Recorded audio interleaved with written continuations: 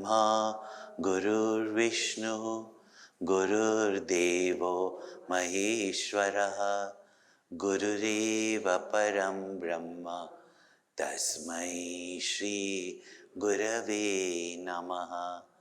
Chinmayam Vyapiyat Sarvam Trailokyam Sacharacharam Tatpadam Darshitam Yena Tasmai Shri Gurave Namaha.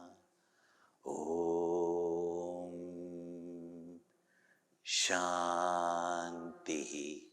Shanti Shanti. Om Purnamada Purnamidam Purnat Purnamudachyate Purnasya Purnamadaya Purnameva Vashishyate. Om Shanti Shanti Shanti.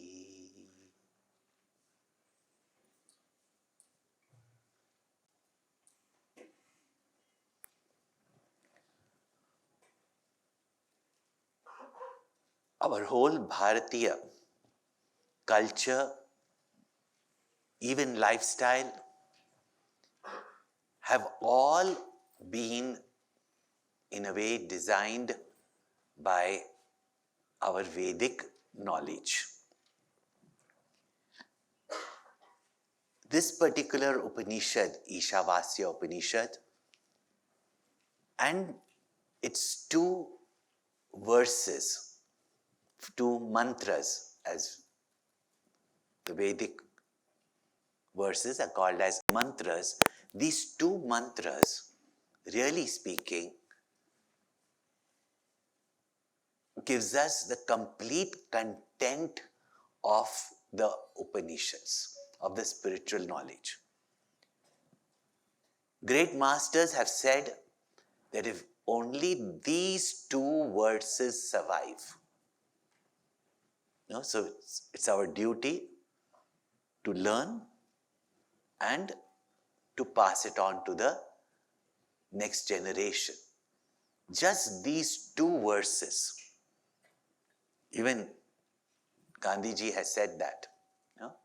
These two verses survive, our entire spiritual culture can be revived. So such is the depth of these two verses, and particularly the first verse. Yesterday we have explained in the simple manner with which our grandmothers taught and built our life, without explaining these verses, but that simple vision of seeing God in everything and everyone.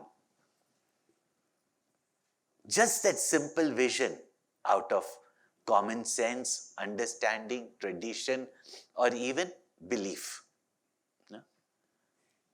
To constantly remind ourselves that there is only one God present in each and every one of us, and let our behavior, our thoughts, our transaction with the world, and our experiences of life based on this simple principle, Tujh mein Ram, Mujh mein Ram, Sab mein Ram samaya.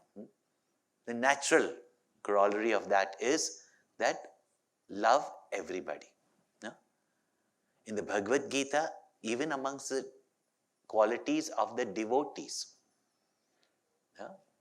who sees God in everything, who sees his Krishna in everybody, first quality is Adveshta Sarva Bhutana. No hatred towards anything or anyone. So, just keeping that attitude. Now, as I said, today we will go into the knowledge of it. And knowledge reveals the truth as it is. So we'll chant the mantra itself, and the deeper implication of the mantra in recognizing who is this Isha, how does this Isha pervade the entire universe, and how do we come to know it? And here knowledge is not just information, it is direct realization. And again, that which we have seen as Purna, which is all pervading, which is present here and now, in and through each and every one. Don't think that you have to gain knowledge now, then you have to go and reflect, then you have to go and meditate, and then some lifetime you will realize the truth. So we will chant the mantra and then go to see what the Rishi is indicating. Om Ishavasya Idagam Sarvam Yat Kinchat Jagatyam Jagat Tena Tyaktena Bhunjitha Tena tyaktena bunjitha Ma Grudhakasya Svidhanam. ma gridha kasya svidhanam. So yesterday we have seen elaborately what Jagatyam, Jagat means. This ever-changing universe, and in that ever-changing universe, the ever-changing objects, which itself is a world, each individual is a world in this vast universe. Now that we've seen elaborately. The statement is Ishavasyam idam sarvam. The word Isha, generally translated God, Ishwar, no? And our imagination of Ishwar or God is some divine, special, most powerful being sitting somewhere in a place called heaven or higher world, and from there creating this entire universe and making our life into a mess. Yesterday also you were asking the question, right? Yeah. The word Isha means the Lord, the governor, the monitor, the ruler. Yeah? And therefore the word here is Isha. And we understand God as generator, ordainer, destroyer of the universe. But when it is said here, Isha Vasyam Idam Sarvam, a God who is sitting somewhere cannot be all pervading. Yeah? Vasyam. The word Vasyam also means to clothe, to dress, also meaning to pervade, indwell. All these meanings are there in Sanskrit of this word. So the Isha indwells in and through everything in the universe, pervades everything, is present in everything. That Isha is what is to be discovered.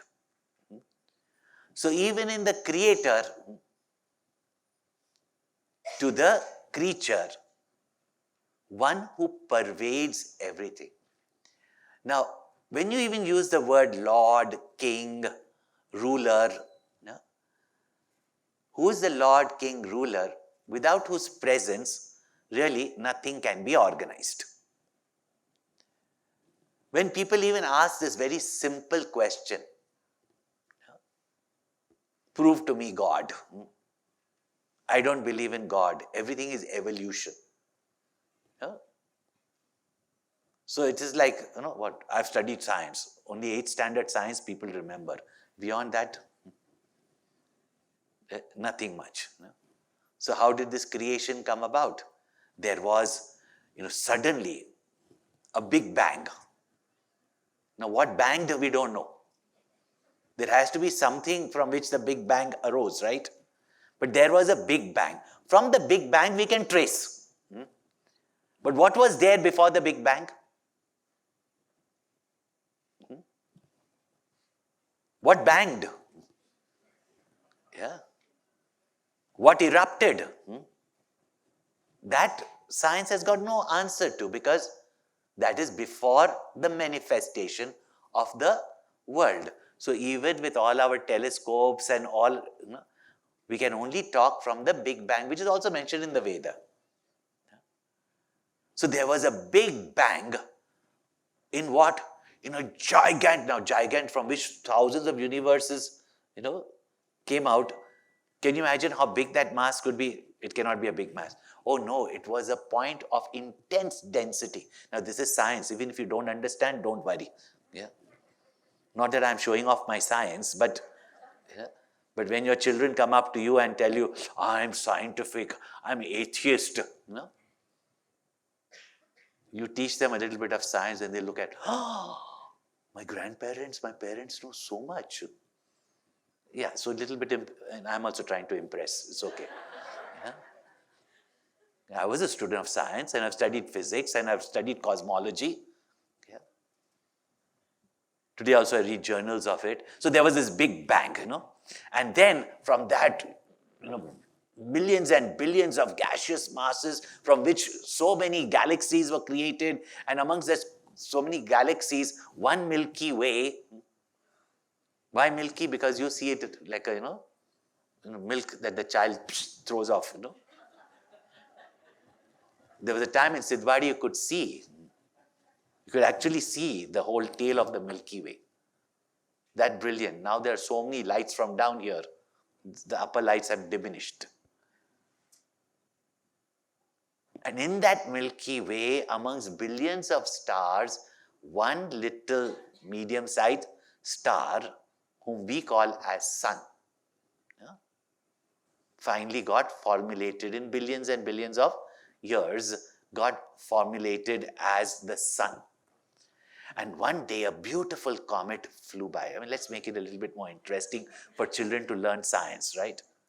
Yeah. In dramatics, there must be a little bit of spectacle, the Big Bang. Yeah. At the same time, some romance must also be there. Otherwise, the script is not really that great, So, beautiful comet passed by. And she went round the sun, examining him. And he saw this pretty comet with her frilly dress, going round him, and his eyes like a typical Indian young man. Yeah.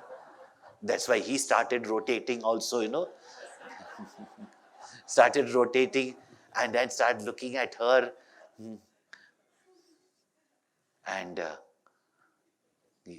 he proposed, will you marry me? Stay with me forever? Yeah.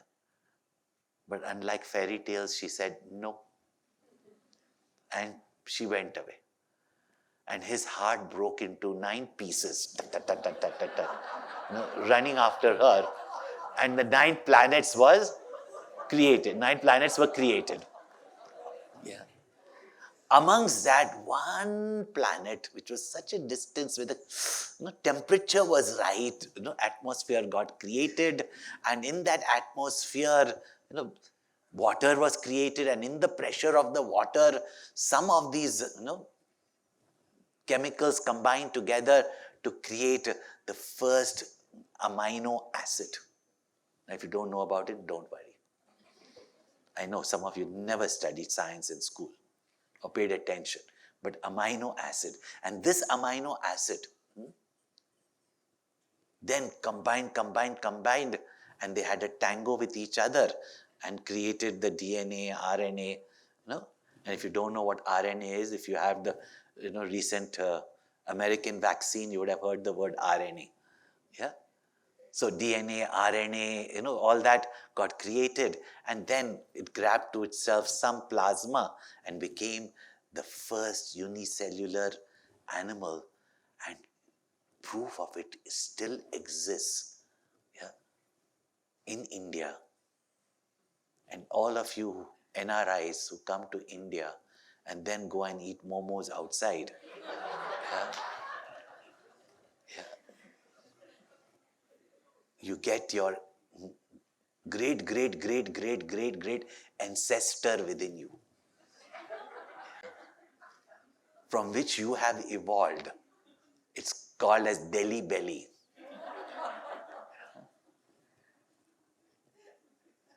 Amoeba.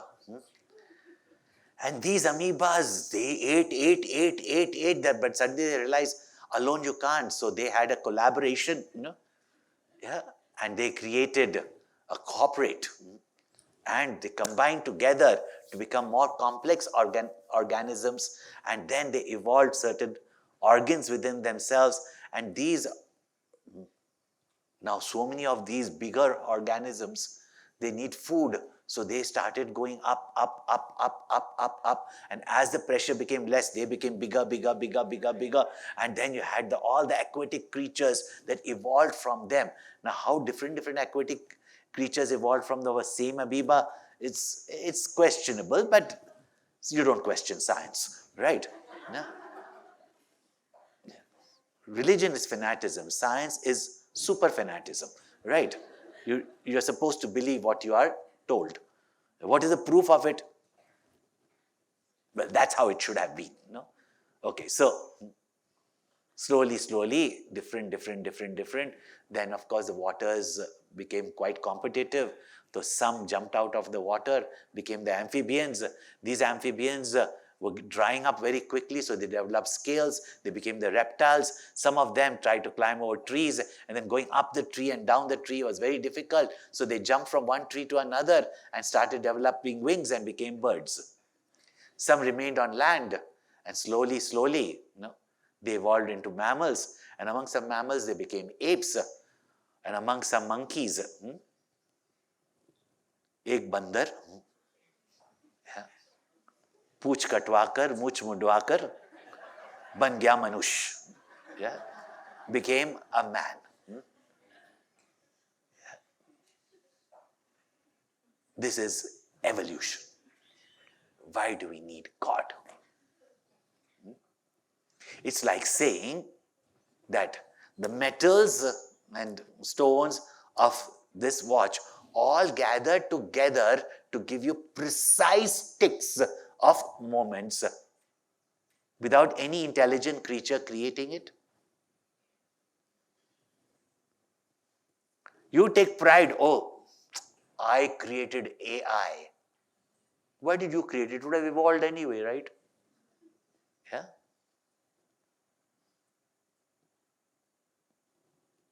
The fact that there is a creation, there has to be two things. There has to be the material cause behind this creation. From something non-existent, nothing existent can come out. So there has to be a material cause.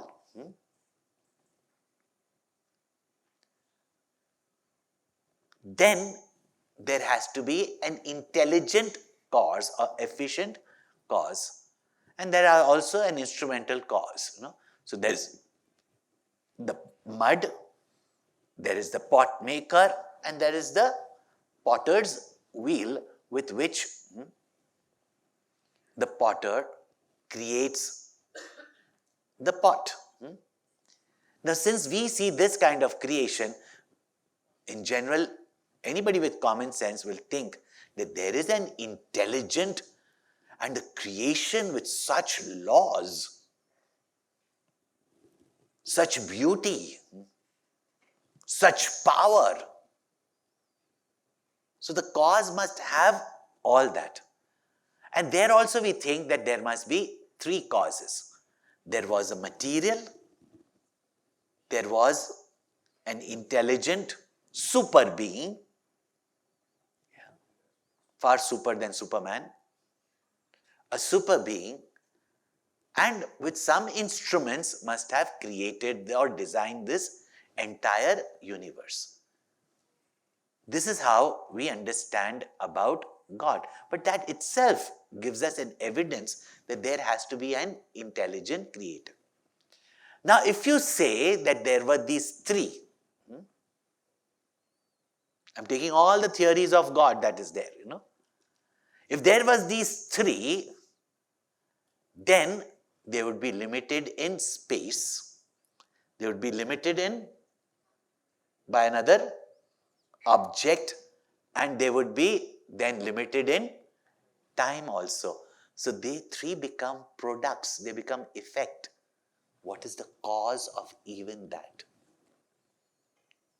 The creator, the creation, yeah, and the instrument of creation.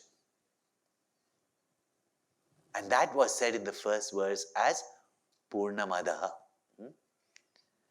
So that infinite cause from which this entire universe has manifested has to be first and foremost existent. Yeah? From non-existent something came out. Existing objects have come out, but has to be existence. Therefore, Sat has to be an intelligent cause, because we see intelligence in this verse, and therefore of the nature of consciousness. Yeah? The knower, so the nature of consciousness. And third, being the only one, is infinite. Yeah? And therefore, infinite alone, that is Purna, is fulfilling, and that is called as bliss, and therefore we say Ananda.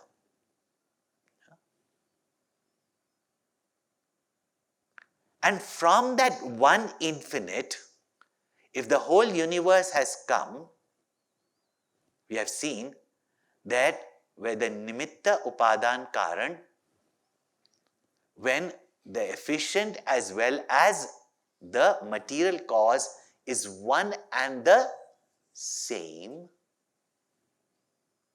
that creation is like the ghost on the post. Yeah? It is only an appearance. Yeah?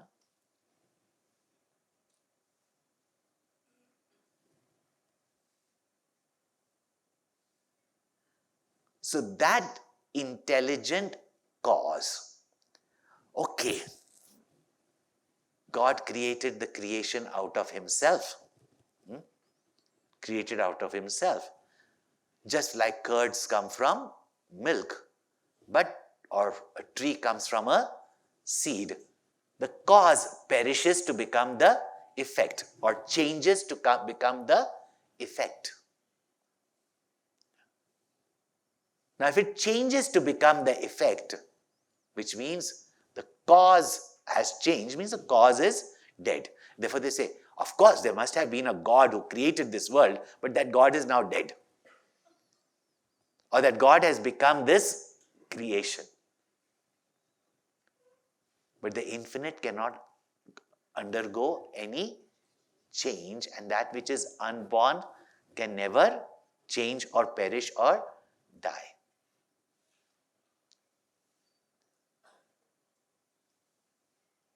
Therefore, what is indicated here as Isha is the existence, consciousness, infinite, call it the truth, call it Brahman, yeah?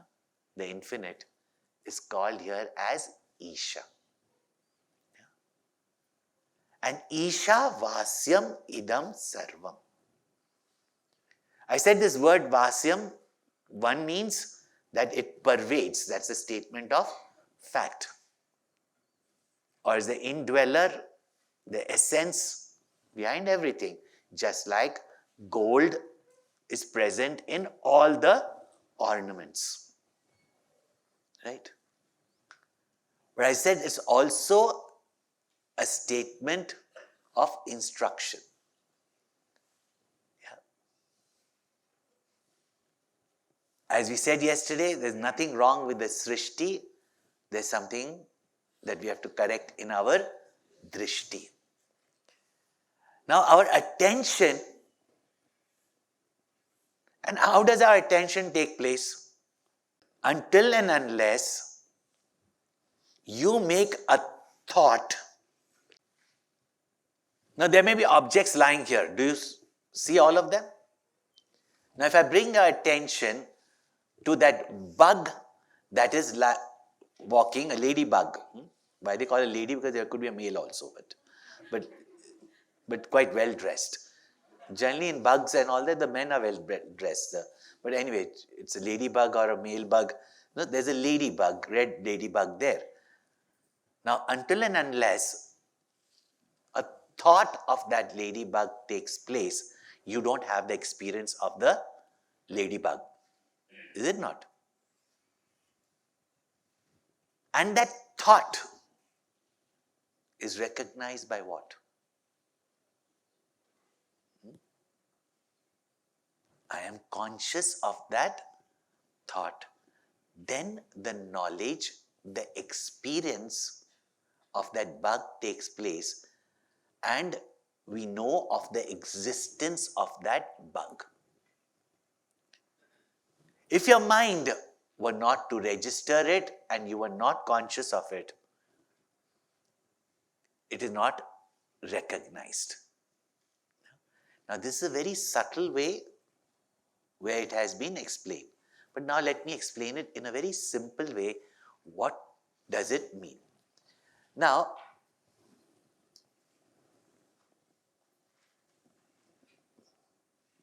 what do you see?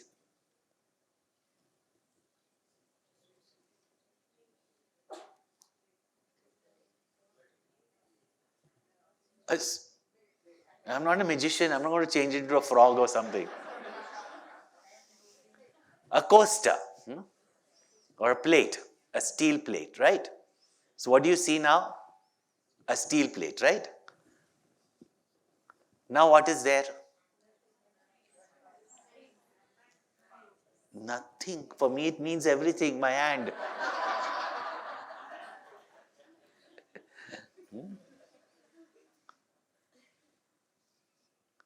So there is a substratum on which this is there, which can be placed and it can be removed. But even my hand you are seeing,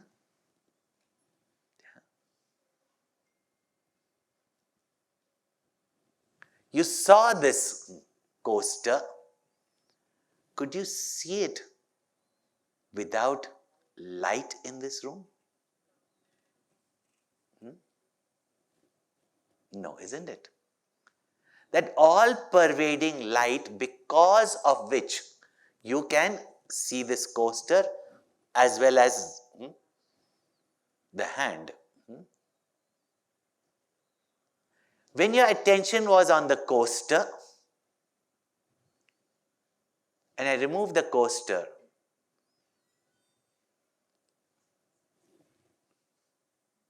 this usable coaster, compared to that, my hand is insignificant for you. Yeah? Because you can't hold it. Yeah. Your attention is on the coaster. So you don't see the base, the substratum, or anything else. It's not that you don't see it, you're seeing it, but you do not recognize it. Cognition of it is not there. Yet, you know it is there. If I bring my attention to you. But subtler than that is the light, without which you could not see this coaster. But when I remove the coaster, your attention is on the coaster. So there was a coaster, now there is no coaster. But its presence and its absence is recognized how? In the light, isn't it? And that all-pervading light we do not recognize or take it for granted. But you cannot say that you don't see the light. Yeah? Even when I was seeing that ghost, which I told you yesterday, what was I actually seeing? The post. But as long as my attention was on the ghost because of my fear, etc., I was not recognizing the post. But once I saw the post, even when I saw the ghost, what was I seeing? The post only.